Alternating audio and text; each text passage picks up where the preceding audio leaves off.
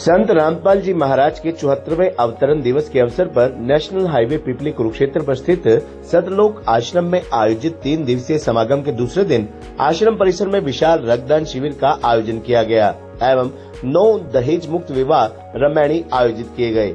लाखों की संख्या में पहुंचे श्रद्धालुओं की मौजूदगी में जहां संत गरीबदास जी महाराज की वाणी का पाठ लगातार जारी रहा, वहीं आश्रम परिसर में आयोजित विशाल रक्तदान शिविर में 450 से अधिक रक्तदाताओं ने रक्तदान किया।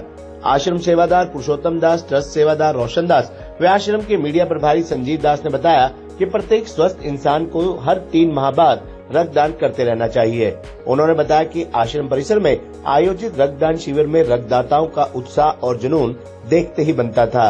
आज भारी बारिश होने के बावजूद भी रक्तदान करने वालों की लाइन खत्म होने का नाम नहीं ले रही थी। इसी प्रकार आश्रम परिसर में आज समागम के दौरान 18 युवा विवाह बंधन में बंधे। आश्रम परिसर में पहुंचे लाखों श्रद्धालुओं से अपील की गई कि वे सब नशों से दूर रहें, दहेज रूपी बुराई से भी दूर रहें, सामाजिक कुरीतियों को खत्म करने हेतु संत रामपाल जी महाराज द्वारा बताए गए मार्ग का अनुसरण करें। इस समागम में लाखों श्रद्धालुओं के बीच पूर्व मंत्री बलबीर सैनी, पूर्व जेल आईजी हरीश कुमार रंगा, पूर्व विधायक कुलवंत बाजीगर अपनी पत्नी सहित पहुंचे।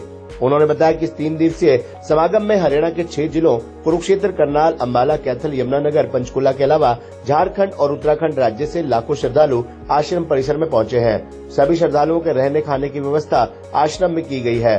बाकायदा श्रद्धालुओं को रेलवे स्टेशन व बस स्टैंड इत्यादि स्थानों पर छोड़ने व लेकर आने की व्यवस्था भी आश्रम द्वारा की गई है।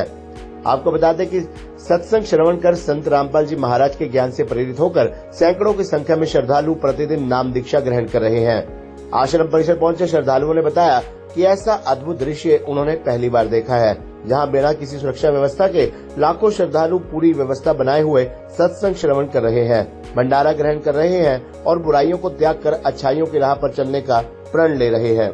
सतलोक आश्रम में 3 दिवसीय समागम चल रहा है, आज आप पहुंचे हैं, क्या कहना चाहेंगे आश्रम की व्यवस्था बनने की? देखिए, सबसे पहले तो मैं सभी चैनल के आप साथियों का बहुत बहुत आभार और धन्यवाद करता हूँ। आज मेरा मन गदगद हो रहा है। मैं कोई पहली बार नहीं आया, मैं आज इस आश्रम में कई बार आया हूँ, लेकिन बड़ी हैरानगी इस बात की होती है। मौसम खराब है, वर्षा का सीजन है, जोर शोर से वर्षा चल रही है हर रोज, फिर भी हजारों की संख्या में भक्त जन आज अपनी श्रद्धा रखते हुए मन में आज यहाँ पर आए हुए हैं और सबके चेहरों पर आज एक रौनक है। ये सारा उस गुरु महाराज संत रामपाल जी की ही देन है। और आज तो मुझे और भी खुशी हो रही है कि आज संत रामपाल जी का महाराज का 74वां जन्म दिवस आज मनाया जा रहा है। और ये 11 जो आश्रम हैं उन सभी में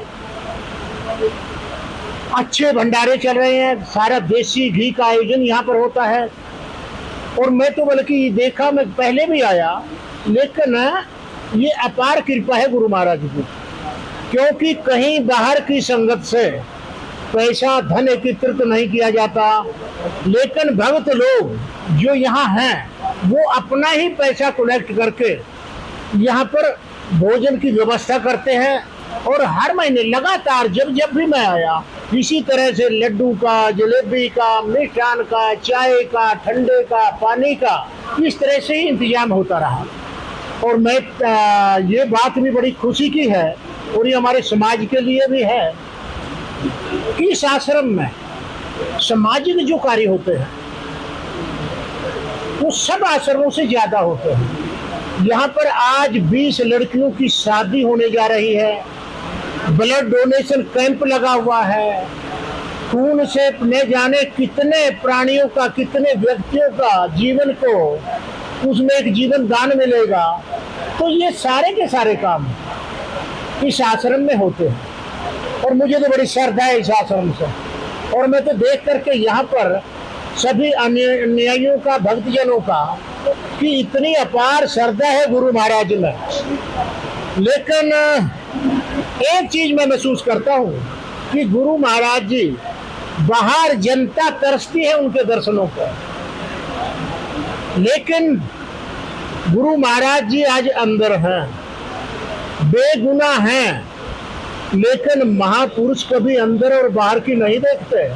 वहां भी तपस्या, बल्कि शायद ऊपर ईश्वर ने लिखा हो कि बाहर तो सामाजिक कार्यों में, जनता में उड़ जाएंगे, जेल में बैठकर ही तपस्या ज्यादा होगी, शायद ऐसा ही कुछ विधि का विधान है। तो आज गुरु महाराज जी अंदर हैं, और जब उनका दिल चाहेगा, ये भी मुझे पूर्ण विश्वास है, जब मन चाहेगा गुरु महाराज जी अपनी कृपा से कि शासन प्रशासन की जड़ों को उखाड़ करके वो जेल से बाहर भी आ सकते हैं। कहीं ना जाई हो और साच पूरा ना पाते, झूठे जग पचाई हो। जो सच्चाई है, सच बोलेगा उसको जग मारता है। आप सच बोल के देख लो, कहीं पर गांव में बोल के देख लो, किसी भी ये ऐसा है, ये ऐसी लड़की है, ऐसा, तो वो संसार सब नाराज हो जाएंगे। तो ये परमात्मा जब आते हैं संत रूप में ही आते हैं, और वो ना आते तो बोला गया है आग लगी आकाश में, चू चू पड़े अंगार, और संत ना होते जग में जल मरता संसार। तो सतगुरु की महिमा जो है, मेरा धरती का कागज करूं, लेखनी करूं बन रहा है, सात समुद्र की मछली करूं, उसकी महिमा लिखी ना जाए। तो संत की महिमा हम लिख नहीं सकते, इतनी उसकी महिमा होती है, क्योंकि वो हमारे को काल बलि की जेल से निकाल करके यहाँ हम जन्म लेते हैं, मरते हैं, गधे कुत्ते सुअर बनते हैं, फिर टर्न वाइज एक मानव जन्म मिलता है। तो उसको खत्म करने के लिए उसको मोक्ष मुक्ति का है।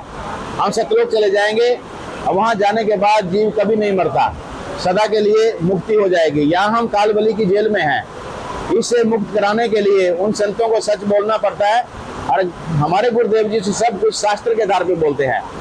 ये भी एक लीला है, जो गुरुजी जेल में गए हैं, अपनी मर्जी से गए हैं, और अपनी मर्जी से ही जब चाहेंगे आ जाएंगे। इसका भी कोई एक अलग से महत्व है। हमारे गुरुदेव जी बोलते हैं कि बेटा तुम अपने आप खुद मानोगे कि आप खुद कहोगे भी जेल में जाने से ही ये काम बनना था। आज हमारे सब जितने भी हैं, एक समय ऐसा भी था कि हमारा जैसे हो गया सिंगा न पत्ता पत्ता बैरी, हमारे रिश्तेदार भी हमारे को बुरा बताने लगे थे भी ये है वो है। आज इतने आश्रम बन रहे हैं, इतने प्रचार हो रहा है सतगुरु का, और सब जितने भी यहाँ पर हम देख रहे हैं, चाहे वो राजनीति से जुड़े लोग हैं, नेता लोग हैं, बड़े लोग हैं, सभी पढ़े लिखे समाज है सारा, सब का सब आज संत रामपाल जी की महिमा से सब प्रभावित है, क्योंकि वो ऐसे काम बैठे बैठे जेल से ही कर रहे हैं। और हमारे जैसे तुच्छ जीव बुद्धि इंसान, छोटे छोटे लोग, मतलब बड़ी संख्या में बढ़ करके और सबको ज्ञान बता रहे हैं। हम मतलब यहाँ पर उस मालिक की दया से आज 2 मुसलमान परिवार थे, जैसे आज मैंने समझाया, उसकी सब समझ में आ गया कि हम एक ही पिता के बच्चे हैं।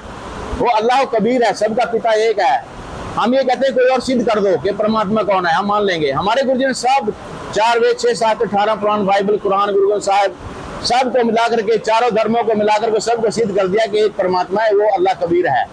कबीर परमात्मा उसको बोलते हैं। वो चारों युगों में आता है, चारों युगों में हम पुकारे, को का हम हेल रहे, हीरे मोती माणिक बरसे, और ये जग चूता ढेल रहे। सतयुग में सतयुग का तेरा, द्वापर नाम मुनिंदर मेरा, त्रेता में करुणा में कहलाया, कलयुग में कबीर नाम धराया, और कलयुग में कबीर नाम से आए हुए हैं। तो वो परमात्मा की महिमा बहुत अपरंपार है। अब ज्यादा समय नहीं लेते हुए कल करेंगे सारा फिर सिस्टम। आज हमारे भाई बलबीर सिंह सैनी जी पूर्व मंत्री ने गुरुजी के प्रति आभार व्यक्त किया, बहुत अच्छा बोला, इनको जो लगा यहाँ पर अच्छा लगा, अच्छा बोला, तो इनके भी पुण्य कर्म